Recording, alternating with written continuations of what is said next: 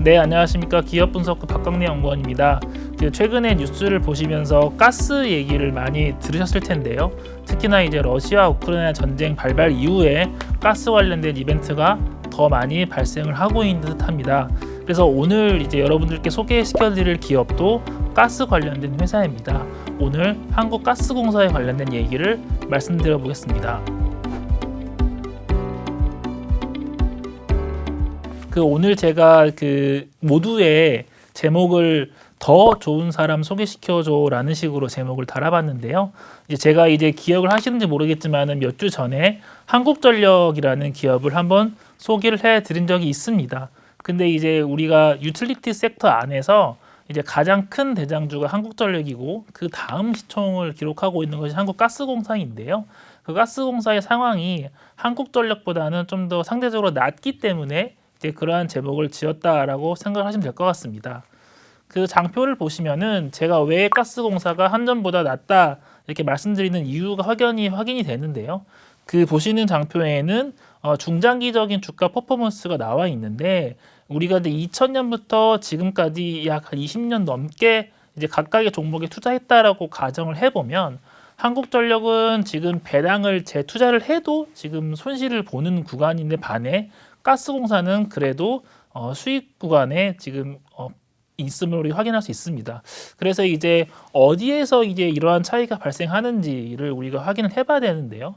결국에는 안정적인 배당을 지급했냐 안 했냐가 주요한 차이점이지 않을까라고 저는 생각을 하고 있습니다.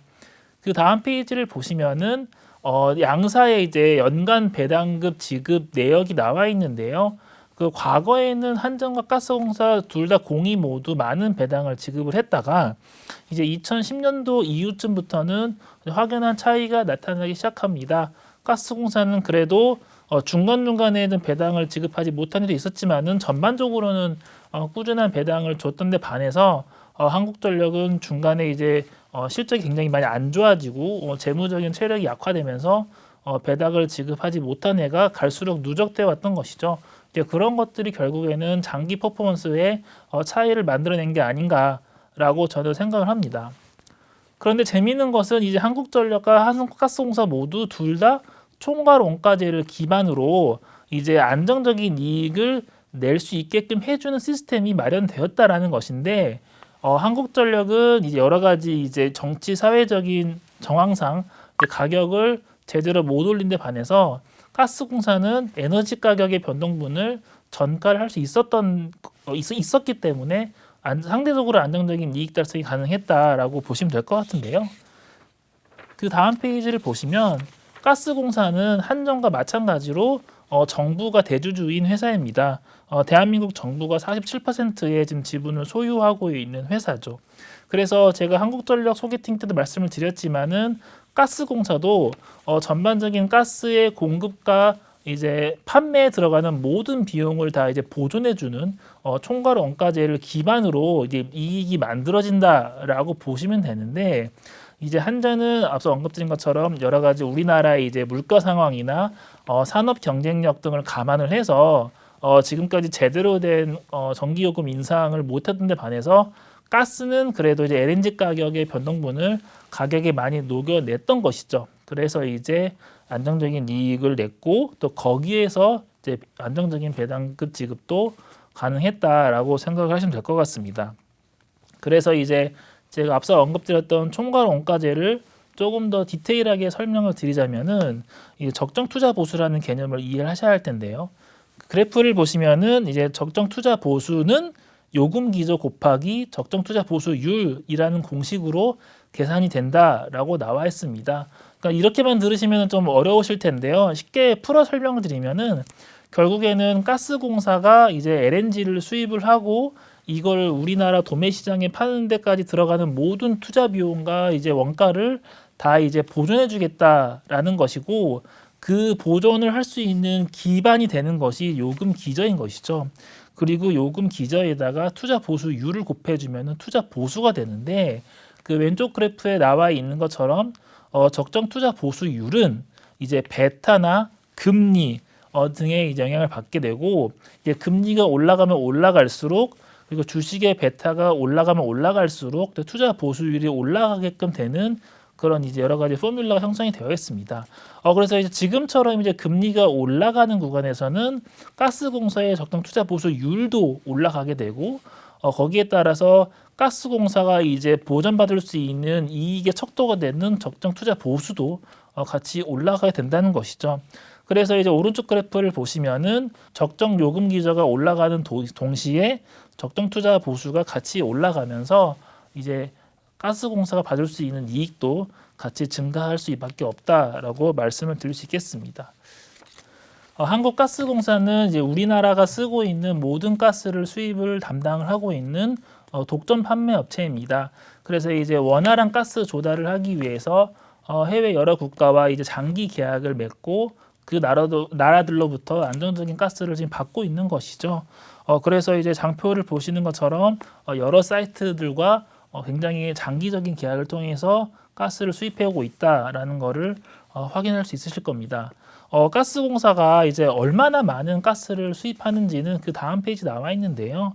지금 2012년부터 2021년까지의 데이터를 보시면은 그 코가스라고 지금 표시되어 있는 것이 이제 우리나라의 한국가스공사인 건데, 가스공사가 글로벌 전체 LNG 시장에서도 굉장히 큰 손으로 지금 우리가 분류를 할 수 있습니다.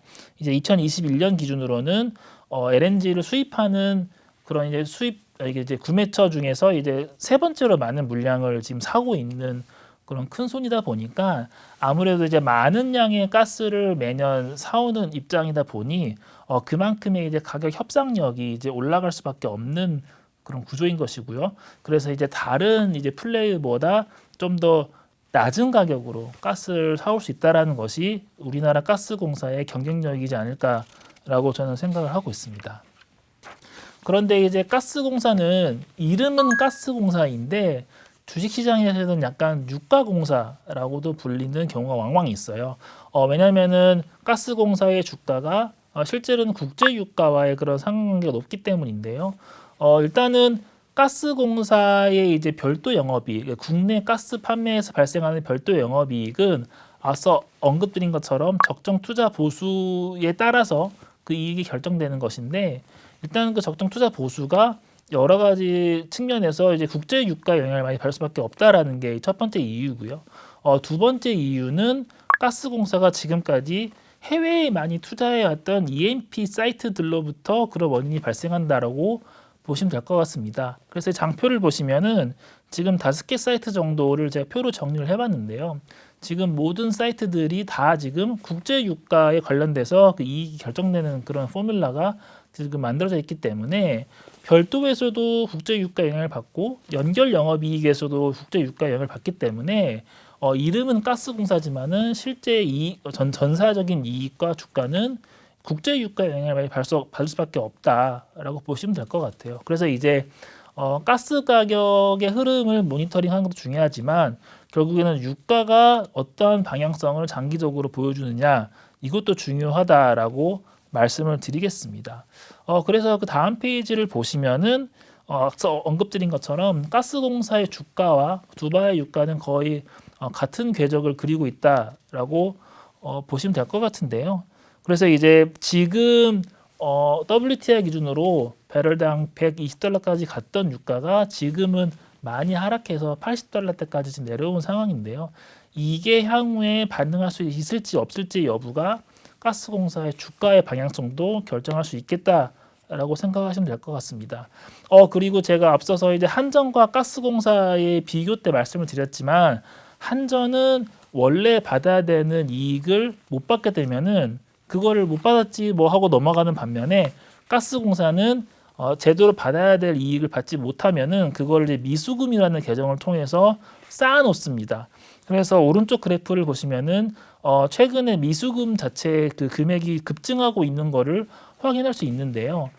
이제 아무래도 아시는 것처럼 글로벌 국제 가스 가격은 급등한 데 반해 한국가스공사의 요금은 그거를 따라가지 못하고 있다 보니 이제 미수금 계정 자체가 계속 지금 폭발적으로 늘어나는 것이죠.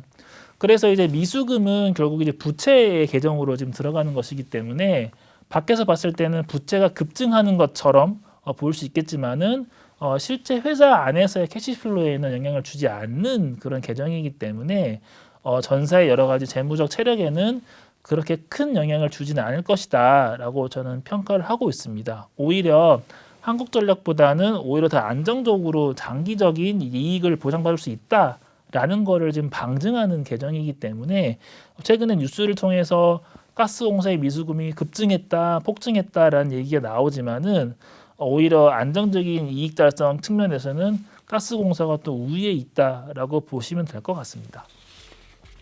네, 지금까지 가스공사에 대한 얘기를 말씀을 드렸고요. 물론 가스공사도 지금 여러 가지 노정되어 있는 리스크는 많이 있긴 합니다. 앞서 언급드린 것처럼 실제로 가스 가격의 움직임을 판매 가격이 100% 따라가지 못하는 그런 구조이다 보니까는 단기적으로는 수익성이 악화되는 모습이 나올 수도 있고요.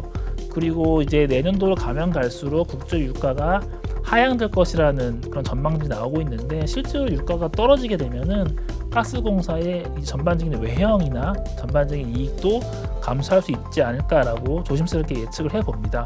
그렇지만은 우리가 유틸리티 섹터 안에서 주식을 하나만 고르자면은 지금 내년도 내후년까지 자본이 계속 감소하고 있는 한국전력보다는 그래도 안정적인 이익을 낼 수 있는 가스공사가 조금 더 낫지 않을까라고 생각을 하고 있습니다. 그래서 이제 중장기적으로 뭔가 이렇게 배당 인컴 자산을 우리가 편입을 하고 싶다라는 분들께는 가스공사를 적극적으로 추천을 해드리고 있는 바입니다. 이상으로 가스공사에 대한 소개를 마치도록 하겠습니다. 감사합니다.